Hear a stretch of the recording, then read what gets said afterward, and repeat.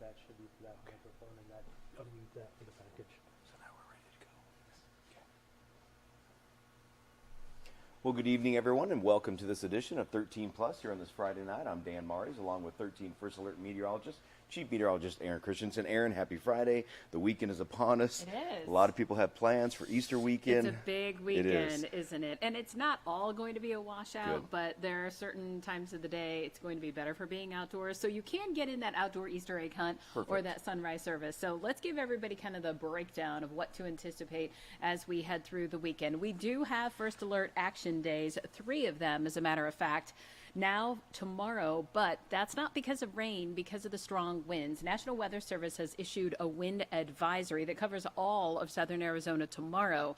So as long as you don't mind the wind, tomorrow's going to be a decent day overall. Lots of sunshine, 80 degrees for a high, no rain. Sunday's First Alert action day will be because of that high chance for rain. But notice how our temperature drops quickly down to 63. We'll be on the backside of the cold front by then, and a whopping 70% chance for rain, 80% chance still lingering for our Monday. Now, temperature-wise, it's going to seem very much like last weekend did, kind of split personality, where Saturday was the warmer, windy day. Sunday is going to be the cooler, sort of windy and rainy day as we head through our Easter weekend. Now, we have updated the forecast for Easter Sunday itself.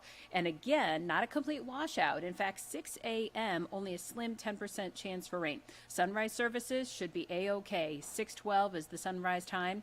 And as we head through the course of the morning, by 9, that chance for rain goes up to 20%, still an 80% chance you can have that Easter egg hunt, and chances are you won't have any rain. The wind, though, might be a different story. And then by noon, it jumps to a 70% chance.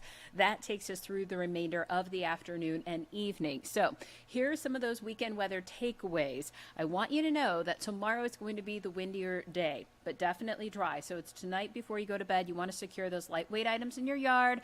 Hopefully the Easter Bunny isn't putting anything, kind of lightweight out in the yard today before tomorrow, because it's probably not going to be there come tomorrow.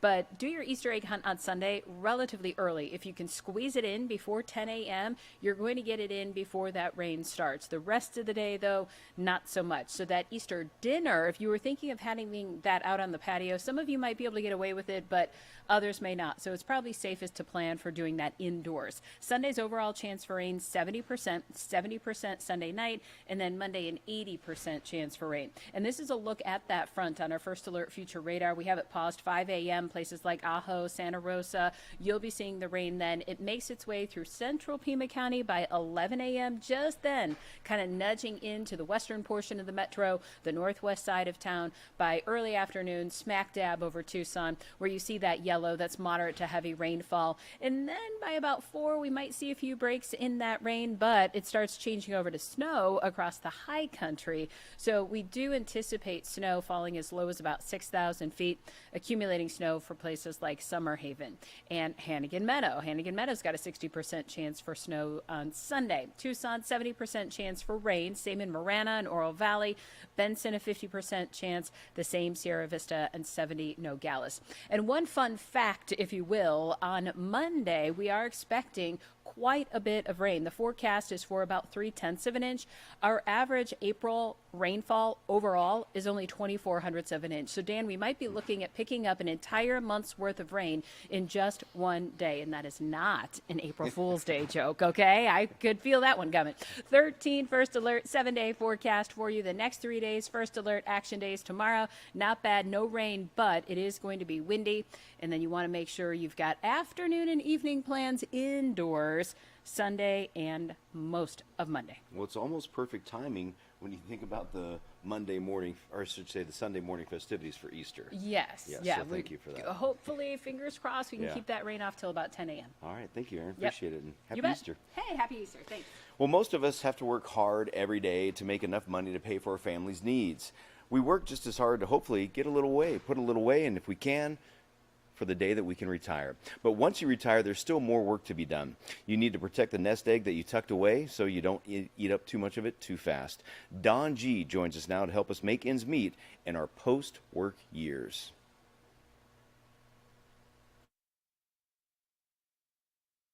There is always work to be done, right?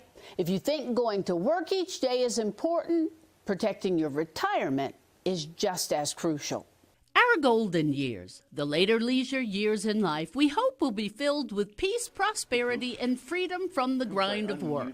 Marcus Warren, financial planner and investment advisor and author of the Retirement Playbook, says you must prepare, like climbing Mount Everest, Earth's highest mountain. When you ask people, what's the goal of mountain climbing? And they say, hey, it's to get to the top.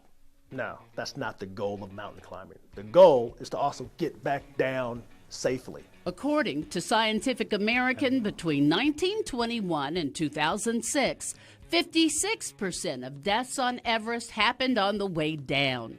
It's a very hard reminder that you must be ready for the decline as well. And it's the same with retirement planning. The number one risk is outliving your money. As we live longer, some of us are spending more time in retirement than we did on the job. But the bottom line is people have not saved enough for retirement. We're in this retirement savings crisis. Social Security benefits increase by a certain percentage for each month you delay starting your benefits beyond full retirement age.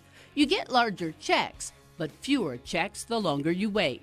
There's inflation risk, right? Just the rising cost of goods and services. The scary thing is that healthcare inflation is almost 3 times as much as just regular inflation. Warren suggests allocating a portion of your retirement portfolio to assets that historically outpace inflation, something with the potential for higher returns that may be able to help you grow your money and keep pace with rising prices. There's what's called the rule of 100, which means you take the number 100, you subtract your age, and whatever's left is what should potentially be in the market, subject to the ebbs and the flows of the market. There's also a tax rate risk.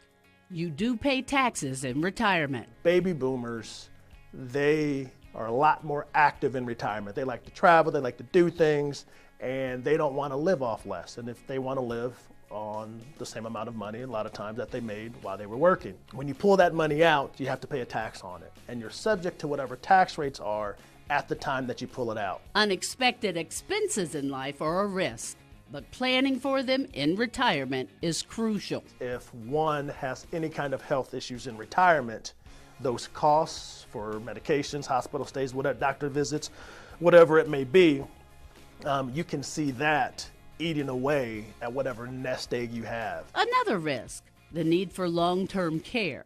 It can be devastating to your retirement savings. Your age is a huge factor when buying long-term care insurance. Waiting until you're older can significantly increase the cost of coverage. There's a 70% chance that a married couple, one of the two, are going to have to go to a long-term care facility for some period of time. Your financial planning for retirement doesn't stop when you retire. The risks I listed are not the only ones to consider when it comes to protecting your savings, unfortunately. A financial advisor can help you prepare to save before you retire and also help you keep that retirement fund healthy once you have left the workplace. Or just make sure that you stay on top of it all, learning and reading as much as you can from trusted sources, helping you make ends meet. I'm Dawn G. All right, some great advice and tips from Dawn G there. Thank you for joining us for this 13 Plus newscast here on this Friday night. We hope you have a great weekend. We're going to leave you tonight with a shot from Mount Bigelow, the city lights. And you saw Aaron expect some scattered rain showers this weekend, especially Easter morning. So make sure you get all your festivities out of the way before that rain moves in. We will see you for 13 News live at 10.